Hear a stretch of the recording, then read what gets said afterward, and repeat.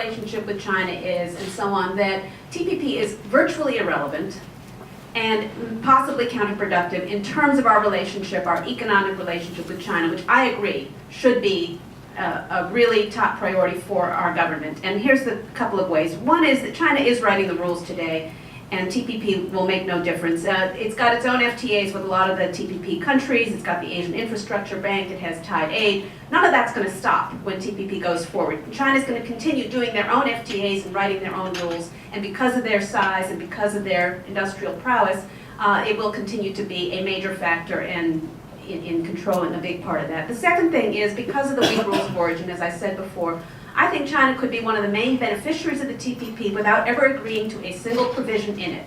Not IP, not transparency, not corruption, not worker rights, not investment.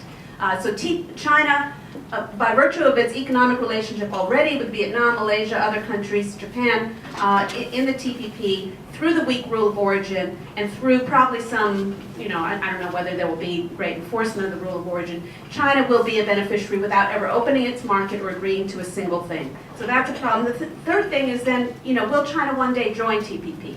That's certainly been mentioned by people in our government. That's a possibility. If that's the case, I don't think we've done a good enough job negotiating TPP because we don't have currency in there, because the state-owned enterprise rules are not strong enough to address the problems we have with China. And so, on any of these fronts, I really don't see how TPP is going to help us address the concerns that we have that are very real in our problematic economic relationship with China.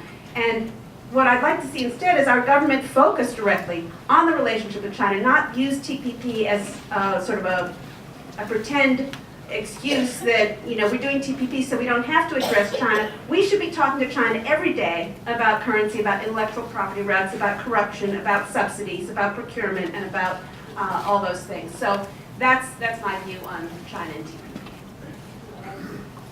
Okay, we'll take one last question, and we'll go all the way to the back of the room. Young woman there, please.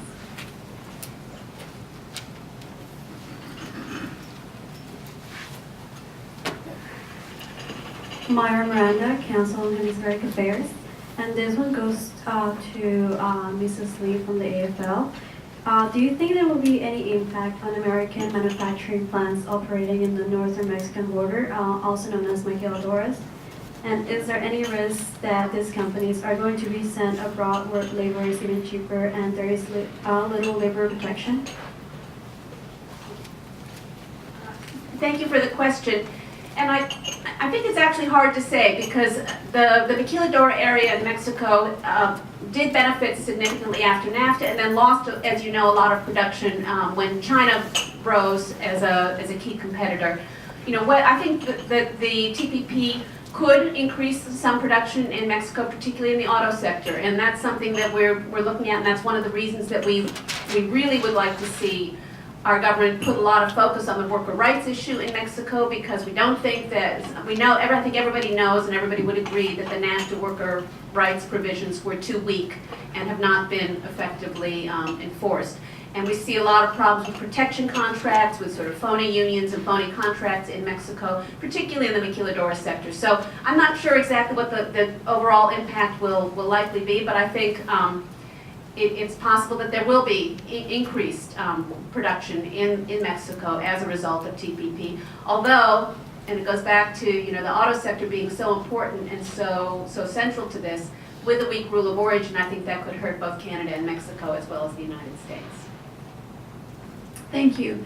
As you can see, we have a panel of individuals all who feel very passionately about their positions, and I think all represent well their individual constituencies.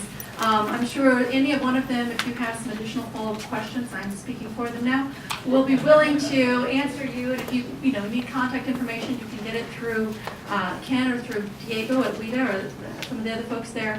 And you can address them specifically and try to pick their brains a little bit more for helping to round it out. I think one of the things that I've heard from this is that there's pluses in the TPP, and there could be more pluses in the TPP. And we would like to see more pluses. Those who see the first plus think it's good and realize that maybe the perfect is not achievable at this point, but we have seen improvement, agreement upon agreement upon agreement. and we're making progress. But the other key factor I heard is also enforcement, and I think that that's one of the things that everyone is going to be looking at, not only from a labor perspective, from an environmental perspective, from a market access about whether or not the state-owned enterprises are functioning properly, whether or not some of the non-tariff barriers are being removed, including the localization of data or the free flow of data, the removal of some of the licensing and certification requirements and transparency in particular. So I think that if nothing else, we have a lot of people, because of some of the perceived inefficiencies in the different areas, there are going to be a lot of people watching this agreement and how it's implemented. So I think we may actually see a lot of enforcement, and I think people will be holding more feet to the fire to make sure that it does work for as many people as possible. So, I'm excited to see what happens in the future. It's going to be a great next 10 or 11 months. And I'm sure we will all be seeing each other at many other venues discussing this further. And Ken, if you'd like to wrap us up. Thanks to the panel. Thank you, Nicole, for doing this. Thanks to our guests. Really appreciate the dialogue. We have 2 more events coming up in the next month. TPP in Agriculture on February 11th, TPP in the States on the 18th. Hope to see you all there. We'll be keeping this dialogue. I have a feeling we will be doing it further into the year, certainly into the spring, and maybe into a lot longer than that. So thanks to you all. Hope to have you back at future WITA events. Thanks to everybody for being here and braving the elements, and hope to see you at our future upcoming events. Thanks.